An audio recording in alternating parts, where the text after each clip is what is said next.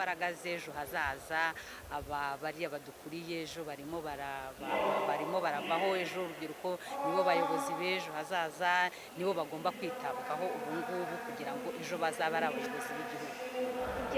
Burya imbaraga nyinshi zishyize mu rubyiruko ibintu birushaho kugenda neza. Urumva ibintu byinshi urubyiruko byabishatse, dufite amaraso matonya ashyushye, nta kintu gishobora kuba cyatunanira, ibintu byose twabikora. Ni ibintu byiza cyane, ngira urubyiruko dukwiriye gushimira leta y'u Rwanda kubera ko idutekerezaho, ikaduha umwanya dushobora natwe gutanga ibitekerezo.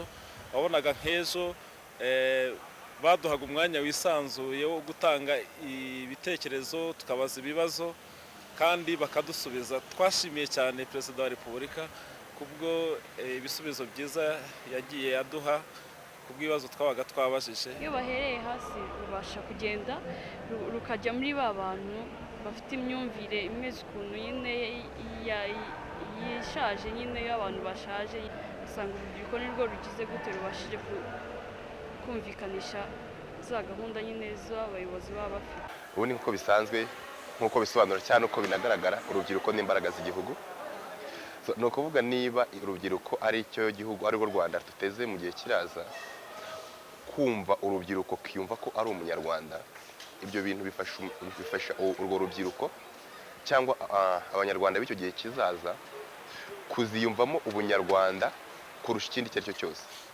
Ni ukuvuga ngo nk'uko tubizi amateka tuyaziho, akenshi ntabwo umuntu yiyumvagamo ubunyarwanda, ahubwo akenshi nk'iyo yirebaga ikintu yasaga ashyira imbere, yumvaga ndi ubwoko ubu n'ubu, ndi umunyarwanda uri mu bwoko n'ubu, afite ntabwo ubunyarwanda bwe yahaga agaciro.